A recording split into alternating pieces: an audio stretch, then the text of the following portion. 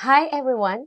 Today you will be able to learn how to add, subtract, multiply, and divide functions.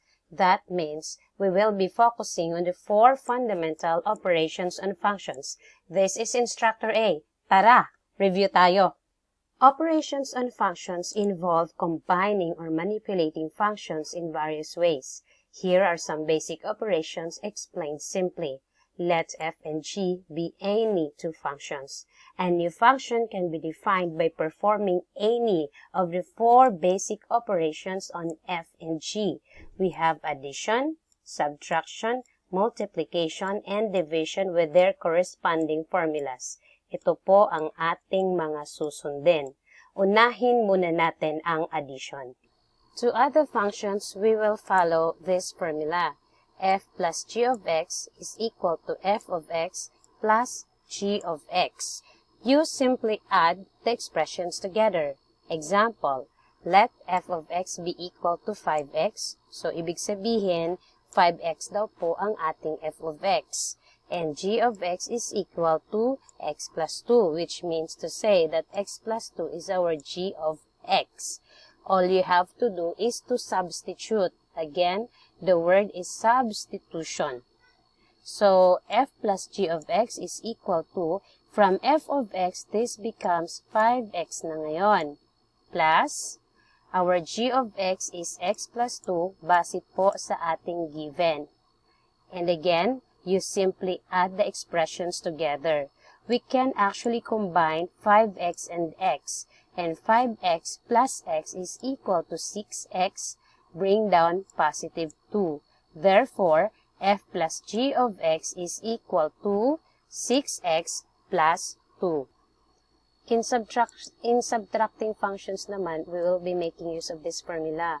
F minus g of x is equal to f of x minus g of x. That means we will be subtracting g of x from f of x. And as you can see, ginamit ko pa rin po ang same given. F of x is equal to 5x and g of x is equal to x plus 2. So, we will replace f of x by 5x and g of x with x plus 2. So, let's move on. F minus g of x is equal to, again, this is 5x na po, minus, our g of x is x minus 2 na siya ngayon. Simplify more. So, 5x. Now, distribute the negative sign. Negative and positive x, it's negative x. Negative and positive 2, it's negative 2. So, our new expression is 5x minus x minus 2. Combine like terms kasi meron pang pwedeng i-combine eh. And that is 5x minus x. 5x minus x is 4. 4x. 5x minus x is 4x. And bring down negative 2. So, the simplified expression of f minus g of x is equal to 4x minus 2. In multiplication naman, f times g of x means we are multiplying the function f of x by g of x. So, let's try to multiply 5x and x plus 2 for that matter. Substitute first, f of x is 5x times g of x is x plus 2. So, we need to distribute this 5x to each term na nasa parenthesis. Ibig sabihin, 2 beses po natin gamitin ng 5x na pang-multiply kasi binomial po ang nasa loob. Una, 5x times x is equal to 5x squared positive. Pangalawa, positive 5x times x plus 2 is equal to positive 10x. So, therefore, f times g of x is equal to 5x squared plus 10x. The last operation is division of functions, and we will be making use of this formula. F over g of x is equal to f of x divided by g of x. Take note, bawal po yan magkabaliktad ha.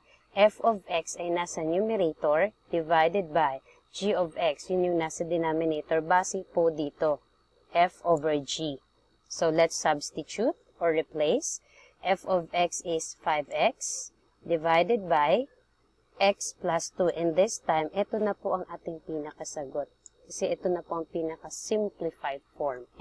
Now, let's find and evaluate f plus g of 3, where f of x is x plus 2, and g of x equals x minus 1. And since it is plus, all we have to do is to add f of x and g of x. Just combine like terms first. So, x plus x is equal to 2x. Ito po. And positive 2 plus negative 1, or simply 2 minus 1, is equal to positive 1. So, we now have a value of the expression f plus g of x, and that is 2x plus 1. Itong 2x plus 1 na to, gagamitin po natin yan para ma-evaluate ang f plus g of 3, where x is equal to 3 yan. So, first, copy 2, and then your x is 3 now, base sa ating given, plus, and 1. So, it's 2 times 3 plus 1. Simplify more. 2 times 3 equals 6. Add 1 equals 7. So, therefore, f plus g of 3 is equal to positive 7. Now, let's try to answer some questions. Question number 1.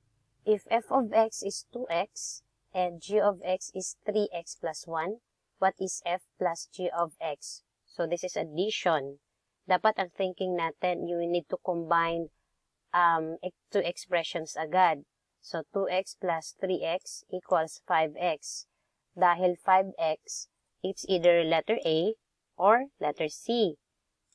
And now, because yung g of x ay merong natitirang plus 1, so dapat ang sagot merong plus 1. That means our answer for this problem is letter C, 5x plus 1. Question number 2. If f of x equals x minus 4 and g of x equals 2x, what is f minus g of x? So you need to subtract g of x from f of x. Sinulat ko na po dito ang solution para meron na po tayong pagbasihan. So, x minus 4, quantity yun, minus 2x. Bring down x minus 4 and distribute the sign. So, negative 2x. Simplify more. X minus 2x is negative x. Bring down negative 4. So, therefore, the correct answer for this problem is letter C, negative x minus 4. Question number 3. If f of x equals x and g of x equals 4, what is f times g of x? Since this is multiplication, all you have to do is to multiply x by 4. X times 4 is equal to 4x. That gives us letter B as our final answer. Question number 4. If f of x equals x plus 1 and g of x equals 2x minus 3, what is f over g of x? Sabi ko nga kanina, bawal po itong magkabaliktad. F of x muna ang nasa numerator, tapos ang g of x nasa denominator. In that case, the correct answer for this problem is letter A because this is your f of x. Yan. F of x po natin ang ating x plus 1. And ang ating g of x ay 2x minus 3. Okay po? So, the correct answer for this problem is letter A, x plus 1 over, or all over 2x minus 3. Question number 5. If f of x equals 3x and g of x equals x plus 2, what is f plus g of 2? So, we are asked to evaluate f plus g of x when x is 2. And take note, our operation is addition. So, all you have to do is to add the two functions, 3x and x plus 2. And whatever the result, evaluate nyo yan at x equals 2. Actually, sinulat ko na dito ang pinakamabilis na solution. 3x plus x plus 2. So, combine 3x and x, that is 4x. Bring down 2, ito po yun. 4x plus 2. Then, substitute x equals 2. So this becomes 4 times 2 plus 2. And 4 times 2 is 8. Add 2, that is equal to positive 10. So therefore, question number 5 is letter B. So that's it for today. This is Instructor A. And if meron po kayong mga questions, please don't hesitate to ask me. Just message me in my Facebook page, Galawang Mias. Okay? Till next video. Thank you.